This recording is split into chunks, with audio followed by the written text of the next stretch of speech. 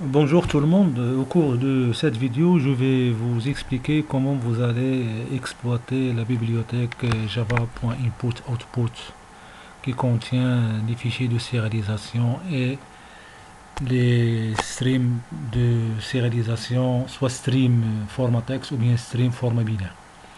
Donc, pour bien comprendre le contenu du cours, je vous ai préparé quelques exemples très simples pour assimiler et pour vérifier les syntaxes vues dans le cours.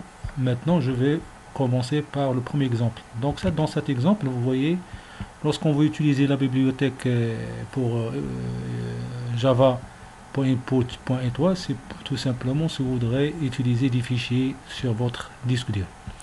Donc, pour créer un fichier, premièrement, il faut déclarer une variable objet de type file et vous donner le nom de votre fichier ou bien le chemin physique de votre fichier. Après, vous allez tester est-ce que le fichier il existe ou bien il n'existe pas. Donc, s'il n'existe pas, alors vous allez le créer avec le mot ou bien avec la méthode create new file. Maintenant, ici, normalement, ce fichier n'existe pas. Donc, il va retourner si false. Donc, false est vrai. Donc, il va le créer. Maintenant, il va afficher, c'est-à-dire vrai. Après, vous pouvez savoir est-ce que ce fichier est un répertoire ou bien non. Donc, pour vérifier que c'est un répertoire, il faut mettre is directory. S'il retourne trop, donc c'est un répertoire, on peut lisser, c'est-à-dire son contenu. Donc, qu'est-ce que j'ai fait ici? J'ai créé un autre fichier. Donc, ça, c'est pas un fichier, mais c'est format répertoire. Ça, c'est format fichier, mais ça, c'est format répertoire parce qu'il ne porte pas d'extension. Donc, normalement, F2. Et donc, si je fais is directory, donc il va retourner trop parce que ça, c'est là, c'est format, il a le formatage d'un dossier. Donc après, on peut lister les fichiers qu'il contient. On peut afficher le nombre de fichiers qu'il contient, y compris ici le list files. Il va afficher y compris les fichiers et les sous-dossiers. Après ça, on va parcourir le nom des fichiers avec la méthode getName. Donc on va faire une boucle for each. Pour chaque file de cette liste, de ce dossier, on va afficher les informations. Donc je vais lancer d'abord cette classe mine. On va voir le résultat. Voilà. Voilà le résultat. Donc vous voyez ici la première ligne trop.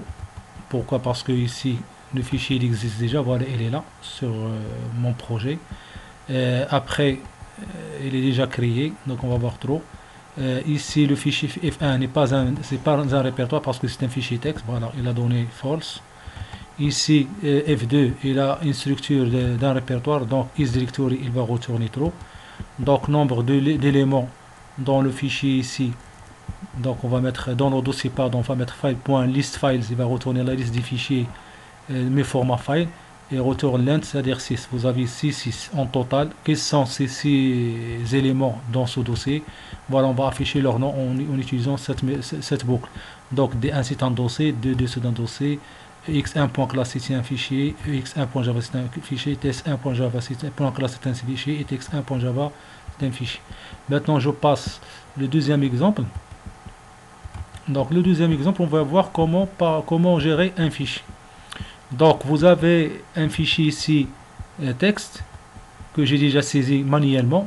J'ai saisi 4 lignes et dans chaque ligne j'ai saisi le nom, point virgule, la date d'embauche, point virgule ou bien deux points et la ville c'est-à-dire la ville d'affectation.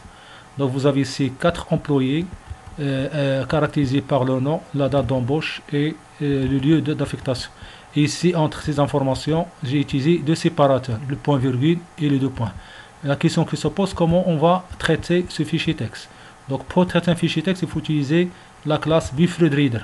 Donc d'abord, je vais faire file new file f1.text pour pointer sur ce fichier. Après, je vais utiliser un BufferedReader un stream qui va parcourir le fichier. Donc pour ce faire, il faut utiliser le constructeur BufferedReader. Après, vous mettez new reader, c'est-à-dire je vais ouvrir ce fichier en lecture. Automatiquement, il faut utiliser ça à condition il faut que le fichier existe. C'est pour cela que vous avez ici une exception que vous devrez faire dans la méthode main. Il faut mettre browse file not found exception. Si le fichier n'existe pas, normalement, il ne va pas l'ouvrir en lecture. Donc il va lancer une exception et pour ne pas bloquer le programme, donc on va recevoir c'est-à-dire l'erreur comme ça. Après, qu'est-ce qu'on fait? On va afficher une en-tête, le nom, la date d'embauche et la ville. Ça, c'est l'affichage, c'est les en-têtes. Après, on va lire la première ligne. Donc, pour lire la première ligne, on va utiliser BufferedReader. C'est-à-dire, on va faire readline. Readline, c'est-à-dire quoi? C'est-à-dire, il va lire la première ligne. Il va lire cette ligne. C'est clair? Donc, file, c'est new file. Ça, c'est accéder au fichier. BufferedReader, BR, c'est-à-dire pointu sur la première ligne. Donc, il va pointer sur cette ligne. Et readline, c'est-à-dire, il va vers la ligne. Donc, on va voir, est-ce que la ligne il est différente de nul? C'est-à-dire, il est rempli. Qu'est-ce qu'on va faire? On va utiliser, c'est-à-dire, la chaîne de caractères ligne, c'est-à-dire celle-là. On va utiliser une méthode qui s'appelle split et dans laquelle on va mettre une expression régulière, c'est-à-dire on va mettre entre crochets, virgule et deux points, virgule et deux points. Qu'est-ce qu'il va faire cette méthode split? Il va subdiviser la ligne à chaque fois qu'il trouve un point virgule ou bien deux points. C'est-à-dire il va prendre premier bloc c'est la ligne, deuxième bloc c'est la date de naissance, c'est la date d'affectation pardon, et troisième bloc c'est le lieu de travail. Donc il va l'affecter dans un tableau de type string. Après qu'est-ce qu'on va faire? On va parcourir cette liste qui va afficher à chaque parcours. Donc il va afficher X, c'est-à-dire premièrement il va afficher le nom, après il va afficher la date d'embauche, après il va afficher le lieu d'embauche. Et après on va faire retour à la ligne, après on va faire readline. Ça c'est dans boucle while. À chaque fois on va afficher séquentiellement le nom, date d'embauche et le lieu de travail. Et après on traite les différentes cases. Après on va retourner à la ligne, après on va lire une deuxième ligne pour voir est-ce qu'on est atteint à la fin. C'est-à-dire premièrement readline il va lire la première ligne, readline la deuxième readline il va lire la deuxième ligne jusqu'à la fin. Lorsqu'il trouve ici, lorsqu'il va faire read la ligne, il va trouver false, il va vous trouver nul, donc il va sortir.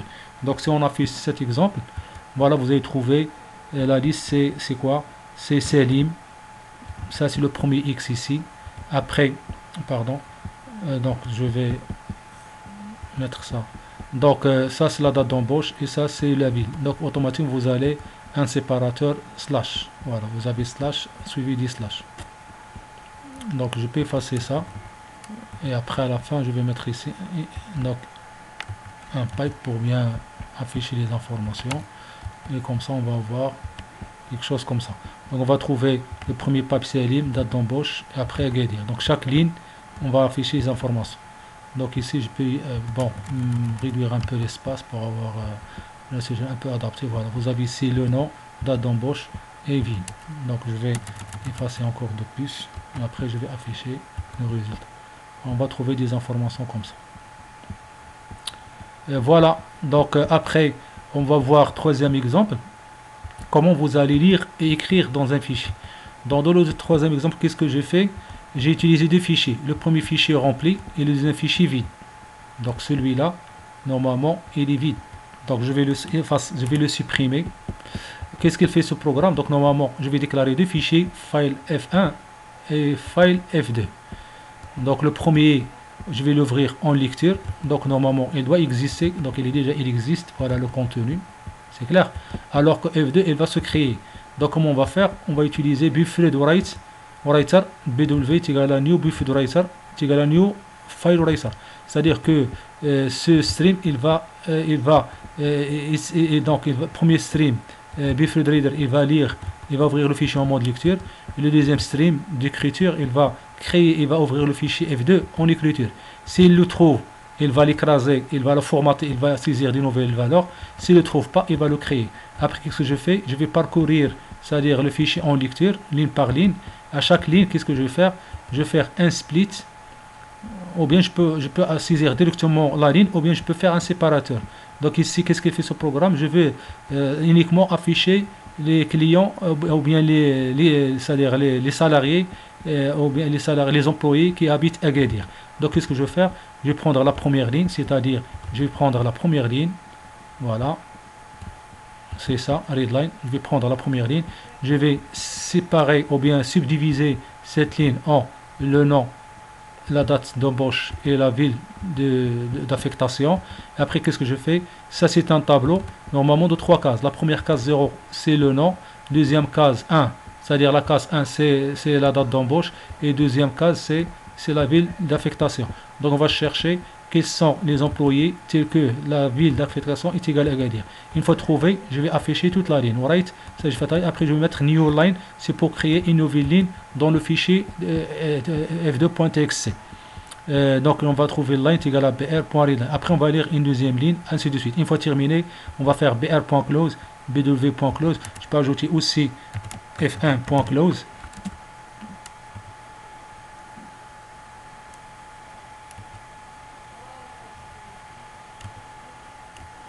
Donc F1. Pardon. Je vais fermer bfreadreader et bfreadwriter lorsque j'ai terminé le traitement.